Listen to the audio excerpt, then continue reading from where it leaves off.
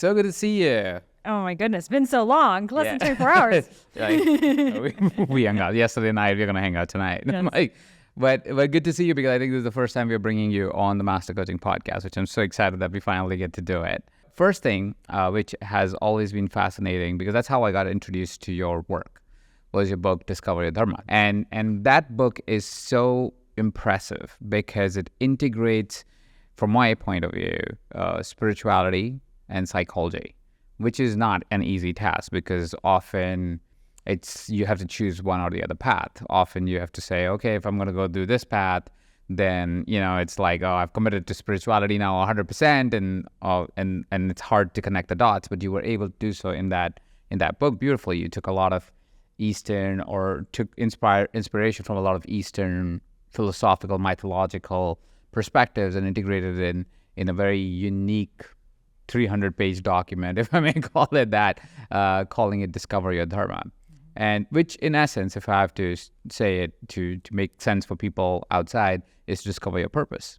Right? So let's start with, firstly, the common understanding, or the understanding you have of purpose. I love that we're starting here because I feel like this is the big question that everyone's finally asking themselves right now, of what is my greater purpose? And my purpose not necessarily being my career, it's related to my career, but my purpose, and dharma, which is the Sanskrit term for it, is really your soul's unique place in the universe. So it's not just what you do, but it's who you are. So the word dharma has many different interpretations, but the one that I like to use is the most ancient form, the Vedic form, which is really that every single person was born with a unique frequency, a unique vibe, right? Like certain people, you can tell their vibe is this, their vibe is that, but everything they do is in that vibration, right? Mm-hmm. Their Instagram feed, the way that they dress, the way that they talk, the stories they tell, it's all an essence of them. And that is what living your dharma, your soul's purpose, is all about. It's where you get to be you full time. And I feel like a lot of people are at this place, especially in their careers, where they're one version of them at work, right? They're doing the tasks that they feel like they need to do for the paycheck. And then they're this whole other person who they're kind of even discovering who they are outside of work. So your dharma is the integration of the two, of how can you be so uniquely you that you are solving a problem in this world just by being yourself. And then it can become your career. Like so many people become coaches, but you might decide that you want to throw events or, design buildings, or there are so many different ways your dharma can show up, but it's finally removing that mask so you get to be your full expression all the time. I like how you said you get to be who you are.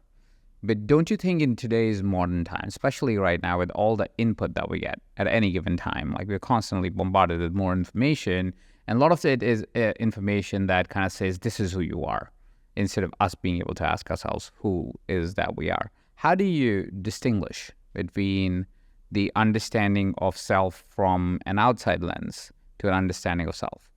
So in my own journey, I was like, I have no idea what I'm good at, let alone how I'm going to make money doing it. So for me, archetypes really helped. So now I have these 9 Dharma archetypes that people can take the quiz at dharmaarchetypequiz.com. So the 9 archetypes I see are kind of universal. We can go through all of them, but essentially they are the visionary. So the person who is here to share, to inspire, to use their gift of communication. So you definitely have the visionary archetype. Most speakers and authors and people who really create global change are visionaries. We have the teacher, someone who's here to impart knowledge. So that could be knowledge on history. It could be knowledge on spirituality. It could be knowledge on anything. We have the nurturer, the person who's here to connect really on a one-on-one level. So a lot of coaches have the nurturer in them. We have the activist, the person who's here to bring about social justice change. The entrepreneur, the person who's here to create solutions with business because they know that's the way that it can be sustainable. So you definitely have that one as well. We have the artist, the person who's here to bring beauty to the world. So everything they do is going to have their, like Frida Kahlo. We could tell everything she did because it had the Frida signature to it. Mm-hmm. The entertainer, here to make people feel like Jim Carrey, right? He can morph into all these different characters. Or the person at the party who's just like telling a funny story and everyone's around them. That's their gift, their entertainment. The warrior, the person who's here to gather people around a cause. So like a Tony Robbins has a lot of warrior energy. It's very fiery energy. Mm-hmm. And then we have the researcher. So the researcher is someone who's here to really dive deep into studies, data, and say things that are really backed by science. So Andrew Huberman, your wife Neeta, people who really tend to go into the sciences. So we're all a combination of all 9 of these in various amounts, but we're all born with, I would say, our top 3. And those kind of last with us throughout our lives. So for me, understanding my Dharma archetype allowed me to be like, okay, there's a million things on this world I can do, but I'm a visionary, I'm a teacher, and I'm an artist. Now, how can I bring them together? And that's my Dharma. Okay, so find your archetype and see, and so this quiz will help them see what are the top 3, let's say. Yeah. Top 2, top 3. Okay, cool. And so that way they go, okay, this is my archetype. How do I bring this and integrate that in my beingness in anything that I do? Okay, that's good to know. And what would happen if, let's say, somebody, because I think a lot of us have a lot of longing in our life, right? And usually it's a funny way to say it is grass is greener on the other side. It's like you go, oh, but you know what? That person looks so great on X, and so I would want some of that. And like you said, we might have a little bit of it, but may not be enough of it for it to really be tapped into. Or that's not true. You could tap into any to the greatest magnitude. You can tap into any of them, but I would say if there is a desire to be one of the archetypes, it's in you, right? And there tends to be an archetype that we're actually kind of pushing away. So for me, it was the warrior. I didn't want to be the warrior. I felt like it was really aggressive. I didn't really like that. However, for me, it was like the hole in my pocket, that because I couldn't channel my inner warrior, I couldn't be my inner visionary. So I always say the archetype that you're actually resistant to, that you feel like I'm totally not that one, if you can integrate it in a healthy way, it doesn't mean now I'm completely a warrior, but I mean, you know me, I can channel that warrior energy as well. And that's what allows me to have that container, right? The warrior is like the masculine. It allows me to have that container for more of my feminine, my Shakti, my visionary to come through. Okay, so find your longing or the gap and then channel it, because there might be something there for you to really tap into your archetype. And even your resistance as well. And what you're resisting is what probably is giving a signal as well. What has been your experience, because you work with a lot of coaches and teachers and educators in different fields, what has been your discovery of working with them on what stops them to be able to pursue their dharma or their purpose? I would say the biggest thing that's stopping most women is this idea that they're not good at business. And it's overwhelming and it's too many steps for them to take. So then they're in this analysis paralysis, which, you know, in Ayurveda, we call the stage Vata. And there's a lot of air. So you're anxious, you're in your head. So people who are especially like this, the Vata archetype, are very spiritual, they're creative, they love ideas, they love brainstorming, they love coming up with the brand name and the logo and the themes. Like all of that is so much fun for them. But then when it comes to actually taking action, creating a business plan, setting up that email automation funnel, they're like, I can't do it. So then because it feels so heavy and stuck, because now we've moved into Pitta, the fire energy, which is again more of that masculine, they're like, actually this isn't for me. There's something else I want to do. And they convince themselves there's something else that they wanted to do because it's actually that they don't want to walk through the fire. So I would say the biggest thing, and what I always tell my students, is you can't simultaneously be pregnant with a 1-month-old baby, 4-month-old baby, and 8-month-old baby at the same time. Because each stage is going to require different nutrients from your body. It's a different stage of your life. And I see a lot of aspiring entrepreneurs have all these different projects that have not yet come to fruition going on at the same time. So then, of course, the one that's feeling heavy, they have to like write a bunch of emails in their indoctrination sequence. Like that's not very fun. So then they're going to go back to the Pinterest board on the other one. And then they have like 10,000 Pinterest boards and no business. It's like opening a lot of tabs or opening a lot of businesses. And that seems to be a trend right now. It's like, It's our I have a business and I'm starting a new business. And okay, which one are you starting now? And 3 months later, I'm starting a new business.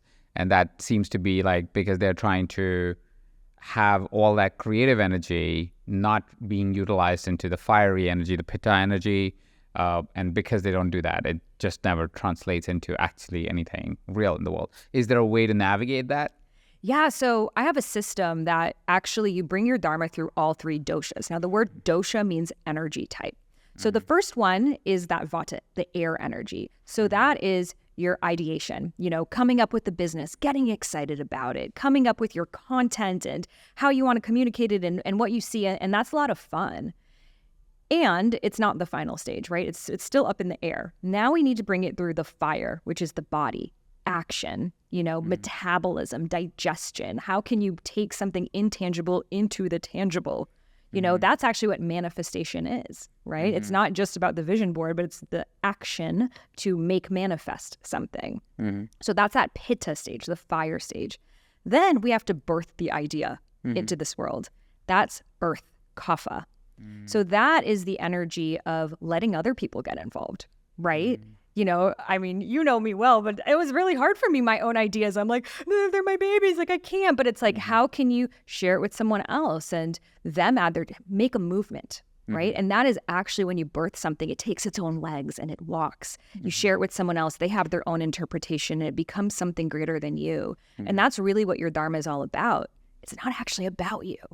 But it's about the way that you are a vessel for these ideas that are coming through you. And when you realize that I'm actually just a vessel and these ideas have chosen me because I have everything that it takes for me to birth this into reality. And by the way, if I don't do it, someone else will. There's the funny story that Michael Jackson used to call his manager at 1 a.m. and be like, we need to hit the studio. And the manager's like, it's 1 a.m, like right now. He's like, I have a melody in my head, and if I don't record it right now, Prince will. Because he started to realize they were getting the same Dharma train. They were getting the same kind of songs and ideas because they had a similar ability to bring about this music to reality. That's why you watch Shark Tank. You're like, I thought of that shit 3 years ago. It's like, well, you didn't do anything about it, and Sally in Wisconsin did. So there you go. You know. So I do believe these ideas are meant to come through in the collective. And so if an idea has chosen you, you have everything it takes to make it happen. That's wonderful to hear. And how is it that somebody, because this would be a classic challenge for anyone, including you, including me, including anyone, that is, we have a lot of ideas. We have a lot of air, right? A lot of that energy, and we're like full of them because we're creative people. We like creating things. If you're entrepreneurial, you want to create things. That is probably why you chose a path of saying, I'm not going to stay in a job. I'm going to try and do something by myself, because you want to keep doing things. You enjoy it. But all these ideas often need, like you said, birthing time. How does one resist? So I got another system for you. So this is all part of the discovery system that we share about in Dharma Coaching Institute. So I like to break it down in the 7 chakras. You're obviously familiar with the chakras, right? So the first one that we have above our heads, the crown chakra, is receiving the idea. So you get the hit. A lot of spiritual, they say, I got a download, right? Like, what's a download? Well, it's basically like you've downloaded a stream of consciousness. So it hits your head. Now, third eye, you ideate it. You start to think, how can I make this my own? You bring your own experiences into it. You bring it into the mental realm. And then you start to throat chakra, write it down. Maybe you write it down on a piece of paper is the very first thing. Then you make your book proposal, your business plan, your Pinterest board, your whatever the thing is for you. And now it's starting to take shape, right? It's no longer in your head, but it's starting to have its own voice, throat. As you're sharing it, you start to feel excitement. Wow, this thing could actually happen. Heart chakra. That's when you start to feel the people whose lives would be positively impacted by you actually getting your book into their hands. You start to think about the people you can impact through sharing your experiences in your coaching. You start to think about the experiences you can give people, retreats, wellness experiences, going to the inner city. You start to really connect to the hearts of the people who your Dharma is going to impact, and you feel so much love, so much excitement, so much gratitude for this thing that you can't help but do. You're filled with so much love and passion that it's like, when you're passionate about something, no one needs to force you to do it. Right? Yeah, you're just excited to do it. That's the difference between the energy. I like to distinguish the energy of devotion versus the energy of discipline. When you tune into the word discipline, what does that feel like for you? Discipline is being able to do something over a consistent period of time. Does it feel like an exciting word? Do you like this word? Oh, I like the word. You like it? I love you're discipline. A Virgo. You like that word. Yeah. What about the word devotion? How does that feel for you? Devotion also feels exciting to me. Feels very good. Yeah. Okay. For me, when I tune into the word discipline, I feel like it's something I have to do, right? It's like, oh, discipline, I have to, work out at this time. I have to show up for my emails. I know it's good for me, right? But it's like kind of like telling you to eat their vegetables. Discipline. Devotion is coming from my heart. It's like, I want to do this thing. It's an honor to do this thing. And that's a difference of energies in living your Dharma. It's no longer coming from this, I have to, but it's coming from this, I get to. The energy of devotion. And so when we connect to our hearts, it's no longer hard to show up for our business. It's no longer hard. It's like, I can't wait to go home to think about what I'm going to do. I can't wait to write down all of my ideas and share it with people because it's coming from that heart. Mm-hmm. So from that place, you can't help but do, which is the energy of the solar plexus, action, and this is a huge portion of, creating any business. The, ask to the grass, get shit done, like do the damn thing. So this is consistency. This is showing up day after day. Not every day you feel that devotion. Sometimes you have to come back to the heart and feel into the energies of the people you're going to impact to re-inspire you. So that solar plexus is what I talked about. A lot of spiritual people are missing, but it's the difference between what makes a business happen and what doesn't. Mm-hmm. So we have the solar plexus energy, the action, then we move into the sacral. Mm-hmm. And now that sacral is creativity. Sometimes when you're doing something again and again and again, it can become kind of stuck, stagnant. You're no longer excited about the thing. So when you bring it into the sacral, you're like, okay, I've taken action on this thing. I've brought this business to life. Now, how can I add in more of my creativity to it? How can I make it more my own? And that's actually where your abundance comes from, because abundance is also related to sacral chakra energy. Mm-hmm. So it's no longer, it's like you have to kind of do that getting it done at the beginning, but then you get to make it your own. Yeah. And that's that sacral chakra. And then we move into the root chakra, and that's birthing the movement, sharing it with other people, letting them, have their 2 cents to it. So I find wherever you are stuck, look at the chakra and then look at what comes next. So if you're someone really in your head, you have a lot of ideas, but you can't take action, maybe it's the throat you need to channel. Or someone you're constantly doing, but you're burnt out. Maybe it's the sacral chakra that you need.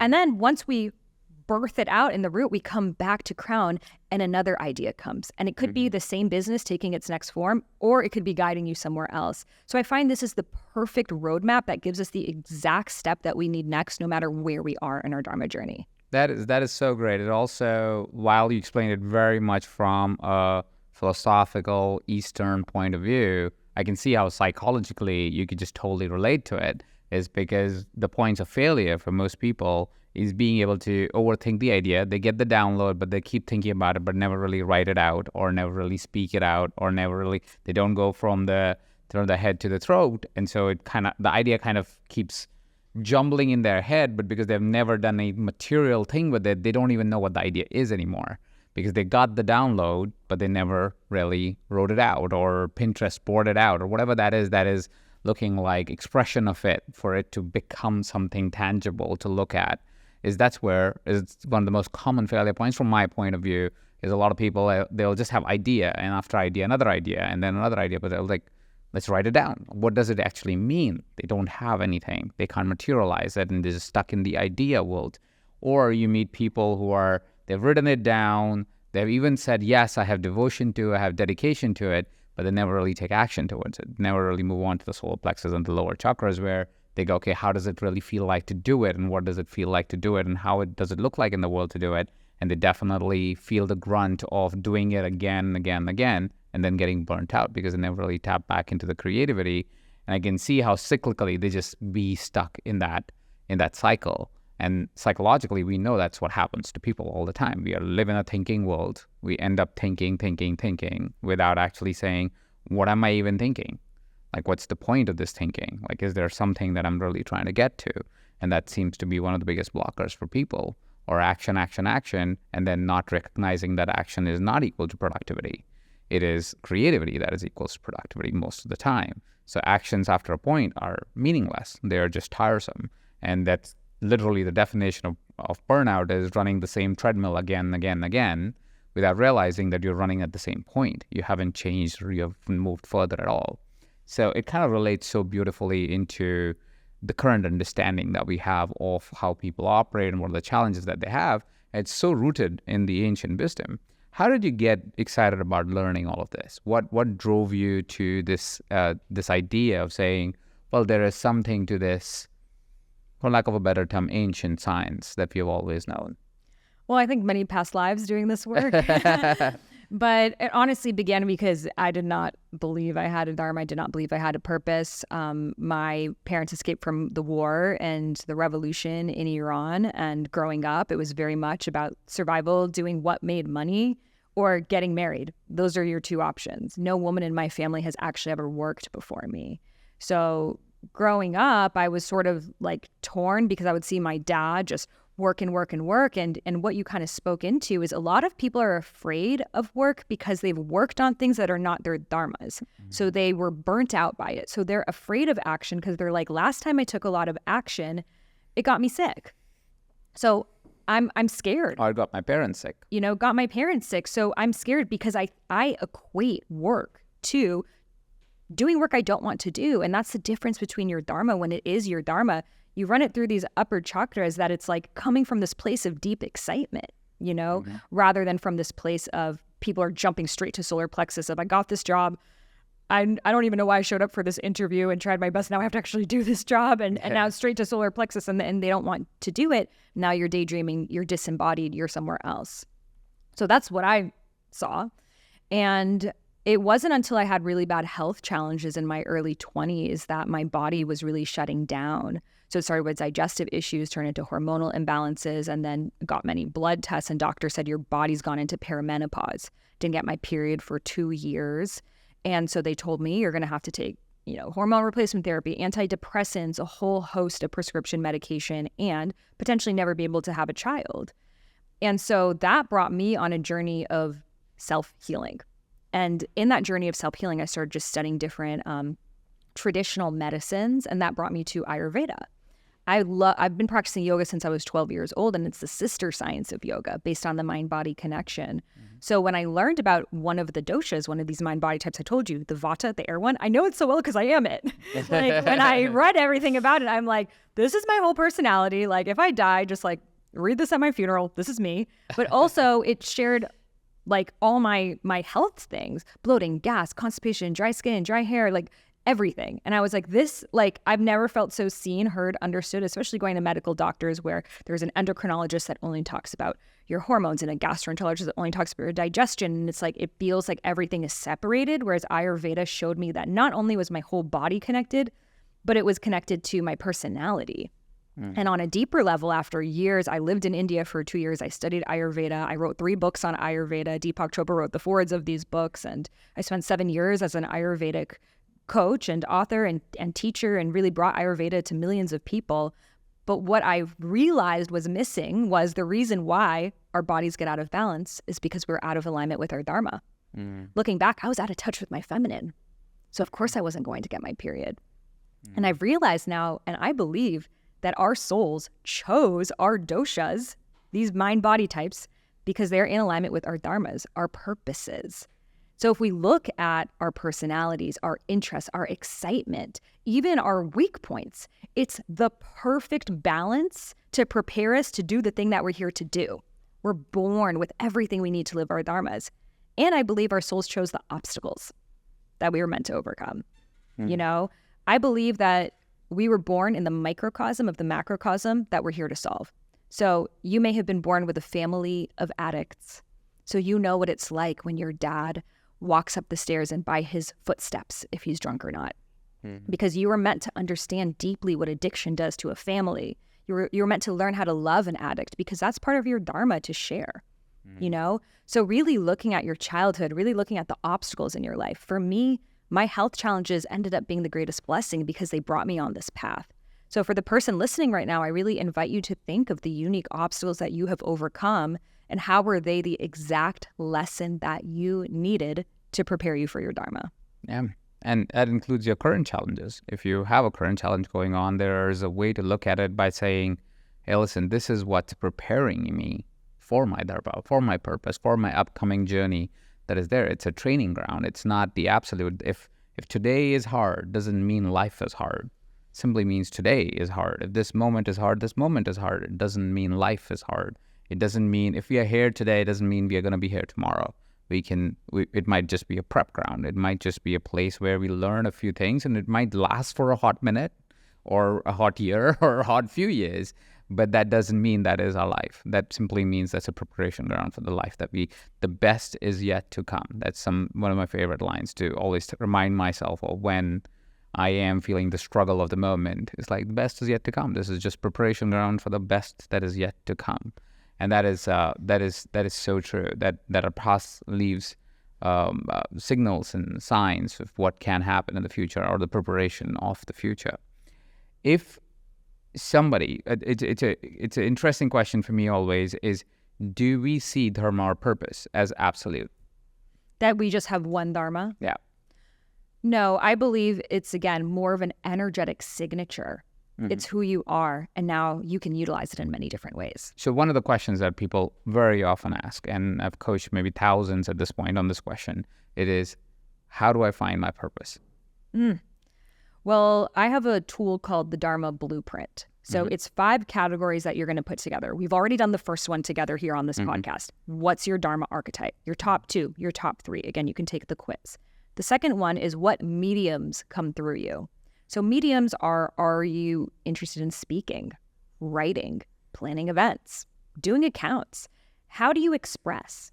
And get as specific as you can. Do you like long form writing, short form writing, caption writing, novel writing, writing different ways, mediums that come through.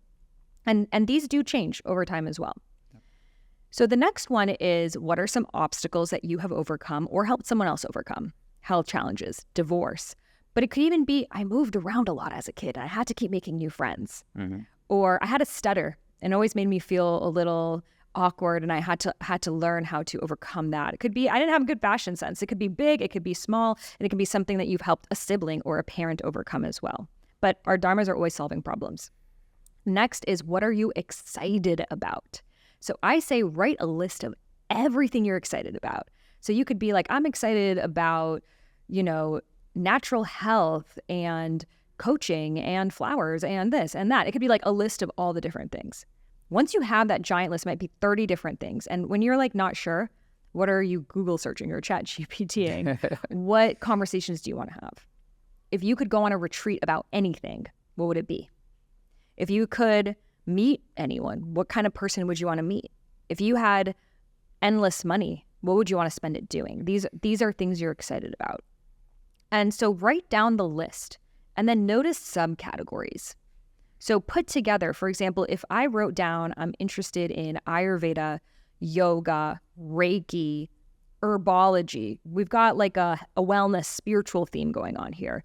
If I wrote I'm interested in AI and emerging technologies and things like that, we've got like a tech theme going on. So maybe you make some categories and you start to see how they're positioned together. And then the last thing is, what are your superpowers? So your superpowers are things that come easily to you that often you don't even realize are superpowers. So think about compliments people have given you. Like, you have such a way of making me feel seen and understood. If someone's told you that, people don't tell that to everyone, like I definitely don't. But we're so used to hearing the same compliments all the time that we're like, everyone gets, you're so great at making me feel seen, heard, and understood. No, people don't say that to everyone. Or maybe people say, you have such an impeccable design. Like every time I come to your home, it's so beautifully designed. I love your curation of things. That's a superpower. Or you're so organized. Or, you host the best dinner parties. Or you make complex topics really simple. These are superpowers. So if you're not sure, ask your friends, ask your family, ask people who know you, and don't be shy. Just think of all the compliments you may have heard or received, even if it's just like, you're so kind. Kindness is a huge superpower. So these are the 5 categories. So you're going to put them together in 5 circles. So you got your Dharma archetype, you've got your mediums, you've got your obstacles, you've got your excitement, and you've got your superpowers. You're going to write each down in a circle. And then I want you to put this on your refrigerator, put it wherever you're going to see it. Just keep looking at it. I have seen such remarkable things happen when people just look at, it's them. It's you on a piece of paper. It's crazy. And just looking at it for the first time in your life. Because most people have never, ever, ever been asked anything around their purpose. Like the closest we get is our guidance counselor in high school. It's like, okay, well, your SAT scores are in the 400s. So I think probably go to this school. And you like to talk, maybe be a lawyer, but you don't got the grades for that. It's like, that's the most we get, you know? Yeah. They're like, you talk a lot, lawyer. I'm like, me? Like, you know? But it's like that game of like life, that board game. It's like, pick a card. Here's your career. Go on, kid. And that's it, you know? So what the Dharma Blueprint does, it's like you're seeing your soul on a piece of paper. So look at it. And for some people, it's like instantly they know. Like I was actually challenged to help someone on the street, a stranger on the street, find their purpose. I had a sign that said, I will help you find your purpose today. Assigned a random person. And in that day, through doing this Dharma Blueprint, which we now train students to do in the Dharma Coaching Institute, she discovered that through dealing with postpartum depression, her gift of being an artist, being a photographer specifically, that she put together a gallery taking pictures of women before and after self-care and how you can reverse postpartum through acts of self-care. She ended up creating a whole exhibit of it. That wouldn't have existed had she not sat down and done this practice. So it's like our souls, our intuitions, they're waiting to tell us. We're just always on our phones. We're always doing something else that we don't take time to listen. That's why the moment that we're like doing the dishes or on a drive, it's like a moment of stillness. Our intuition's like, blah, blah, blah, blah, blah, blah. And it's like, imagine if we just like even 10 minutes a day, the problems we would solve. So that's wonderful. And I love that you mentioned somewhere in that it can change, like your medium can change, your way of expression can change, and that's perfectly okay. Because what sometimes I feel people get overwhelmed with the idea of purpose, at least in my experience, because they think whatever I pick, this is it. This is going to be the rest of my life. This card. I'm a cop. Now I'm going to stuck with this for the rest of my life. So I don't want to decide because I don't know if this is going to be good or not. Is it going to really fulfill my dreams or not? And so because of that challenge or that projection into the future, they just don't do anything in the now. And then that doesn't help because then you're not really living in your purpose and you're not really living your dharma. And then you're taking 2 steps back and going back into the old reality and wondering, well, why am I not happy or why am I not joyous? Why don't I wake up jumping out of my bed every day? Well, because you're not living your purpose, and you will only live your purpose when you create movement towards it, right? Exactly. And it's like on the highest level, all of our dharmas are the same. We're all here to raise consciousness. But then it gets more and more micro as we go, that it's like, okay, both of us, we're authors, we're podcast hosts, but our dharmas are very different. You know, there's similarities, but your vibration is different and my vibration, your vibration 3 years ago is different. My vibration 3 years ago is different. Our obstacles in lives change. When I first started my podcast, I would write down what I was going to say because I didn't trust myself as a speaker. I identified so much as a writer.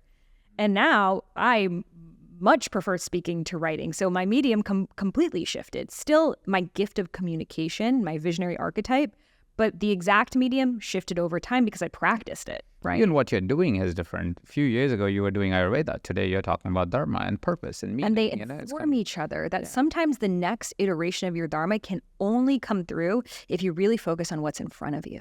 Yeah. And I feel a lot of people miss that. Like, you might have the perfect job opportunity. It might not be what you want to do 5 to 10 years from now, but it's the perfect experience that you need to prepare you for what's next and to show up fully to the plate for it. You know, I wrote a book on Ayurveda, got rejected by 30 publishers. And they all said what my parents said: you're not a doctor. No one cares. You're too young. This is never going to happen. I spent 2 years of my life savings. I lived in a hut in South India, putting all of my energy and everything, disowned by my family for doing this. They're like, you are crazy. But I'm like, I'm going to make this Ayurveda book happen. And I was rejected by 30 publishers. Mm-hmm. And then I got an opportunity to pitch myself to write The Idiot's Guide to Ayurveda, which is a textbook. Mm-hmm. Not in my tone, not in my voice, not my unique, quirky way of talking about Ayurveda. And it wasn't that. Mm-hmm. But to me, I was like, maybe this is the only chance I ever get to write a book. So I'm going to show up fully to the plate. Mm-hmm. And I put everything that I had. I would just write and write and write. I said no in those periods of a few months, no to social things, no to everything, because I knew this was a chapter. Mm-hmm. That book is what led to Deepak Chopra writing the foreword of it. Had I just started with my unique book on Ayurveda, which I felt was my Dharma, I wouldn't have really shown that I knew the science of it in the same way that writing this textbook did. Yeah. So I share this because sometimes there are, I believe, life is always giving us the opportunities that we need right in front of us. But we're like, no, I want it to look like this. And it's like, that might be what it looks like 5-10 years ago. But life is saying, you're not prepared to hold that reality right now. This is what's going to prepare you. So have the vision, but then respond to what's showing up in your field. And the more you respond and the more you say yes, and the more that you approach it as your Dharma, the more and quicker the next step shows up. I love that, because I know a lot of, not only my listeners, I think globally, what people go is, but that's not my perfect thing, so I'm not going to do it. Versus saying, that might not be a perfect thing, but is it in the direction of my perfect thing? If the answer is yes, maybe I should pursue it and see where that unfolds for me. I remember when I first started my journey, I always knew that I was excited about media and teaching. I always, like, even when as a kid, I remember teaching my friends on a blackboard, because I used to be like really good at explaining things. So I would be like, okay, let me explain how this math thing is done, how this physics thing is done. I really loved those subjects. And at the same point in time, I really liked media. I have always been a fan of great and productions. you're a great Bollywood and dancer. And I love dancing. And I've been on stage, but thanks to my mother, like very early on, and was appreciated if I ever got on stage and spoke. So these were always there. And so I knew there was somewhere I need to be, but there's no path to it, especially in India at that time. It was like, no, you become an engineer, a doctor, accountant, or you're a failure. That's like 4 options you got. I want to know why you didn't become a Bollywood actor, though. Yeah, that was not an option. It was like, I don't have the face for it. I don't have the looks for it. Like, not a Bollywood actor either. So I was like, okay, this guy is a failure. Basically, that was the thing that I was choosing. You could have been the next Shah Rukh Khan. Like, it would have been a cool friend to got have. my move. We'll practice it with him. But anyways, so what happened was, at that time, I was like, okay, I don't really know how to get what I want to get to. So what I would do is I would find the next easiest step I could. And so I was connected to this newspaper. It's not even like full-on TV media. It was a newspaper. And they had an opening, and I pitched myself like did an application for it. And they were like, fine, you can be our media salesperson. And literally my job was to sell multimedia channels. So this was a newspaper that also had radio station and local TV network and all the full shenanigan back in India. And they still have it, and they're pretty sizable. But what I did with them was, I was like, listen, I still want to do the media. So what am I going to do? So I would create like events when I was about to go make a presentation. So it wasn't like, hey, here's a presentation. It'll be like, I'm bringing a tiger because that's our sign of, our Rajasthan. It's like we have a tiger in our Rajasthan. So here you go. I'm bringing a tiger. I'm making a pump and show out of it, which of course got us a lot of deals. So I became really, really successful with that. Very quickly, in like a year and a half, I was the top multimedia salesperson of a pretty large company, which got me, of course, known in front of the owners of the media house. So I could pitch an internet idea to them, which they invested in, that I completely bombed, but it introduced me to the idea of internet. And that got me to Mindvalley, because then I took an internship in Mindvalley, because Mindvalley was like, who's this kid who's successful at social media, at sales, has in my CV, has started a company and bombed, and I was like 24 years old, and also had some history with an organization called ISEC, which is a student body. And so Mindvalley gave me an internship, gave me a business manager role in a month, because my business manager got fired, and I was able to build personal development as my way or things to teach. Because otherwise, what would I teach? Physics, which I could have taught, but at the same point of time, that wouldn't be what I'm doing today. That wouldn't have integrated media the way I can integrate media today. But it's a good, I want to say, almost 20-year journey in a way today, that I look back and I go, shit, I always wanted to be a teacher. I always wanted to be in media. I do media pretty much every day. And I am kind of a teacher, a coach teacher. Like, I train coaches, so I'm a teacher. But there's no way I could have predicted this path, because this wasn't even a career at that time when I was starting this journey. So your purpose is unfolded when you take the first step in the direction of the purpose. Don't worry about if it's perfectly aligned till the time it is in the direction of. I love hearing that story. And, then you started as an internship at Mindvalley, and look at you now. Yeah, I mean, it's like now I'm partner of the company, all of that fun stuff. But the whole thing is that, which I'm taking from you, because you're like, don't worry about the final thing. Because if you don't do the first thing, like if you don't write your Idiot's Guide to Ayurveda, you might not get the Deepak Chopra, the actual book that is completely in your name, which might lead you to 3 other books after, 4 other books after, and a whole institute after, and all of these things that are still unraveling for you and will continue to, because that final destination that we hold on to so tight and say, this is where I need to go, might be a limitation, not really a thing that is propelling you into that direction. So thank you for sharing that. How can people know more of your work? Where can people know more about the work around Dharma that you've been talking about? So a great place to start is the quiz that we talked about, dharmaarchetypequiz.com, the book, Discover Your Dharma, which you can get at iamsahararose.com/dharma.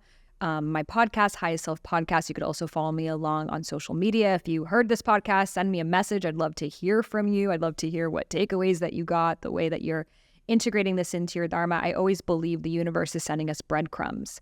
You just shared the journey of your breadcrumbs. I shared mine, but for someone listening, one breadcrumb could be this podcast right now. This could be the podcast that was like, this is exactly what I needed to hear to get me to trust that I have a purpose. So I'm so excited. I can't wait to be on your podcast one day. Thank you so much, Sahara. It was great talking to you, like always. Thank you.